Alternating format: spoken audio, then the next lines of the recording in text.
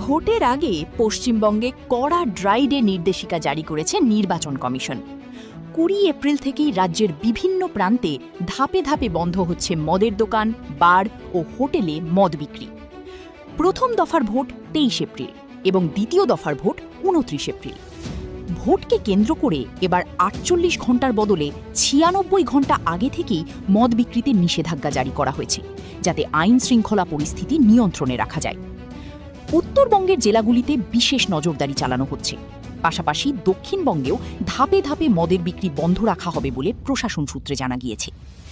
এছাড়াও গণনার দিন 4 মে রাজ্য জুড়ে সম্পূর্ণ ড্রাই ডে ঘোষণা করা হয়েছে। ওই দিন বার, হোটেল, রেস্তোরাঁ সব জায়গাতেই মদ বিক্রি সম্পূর্ণ নিষিদ্ধ থাকবে।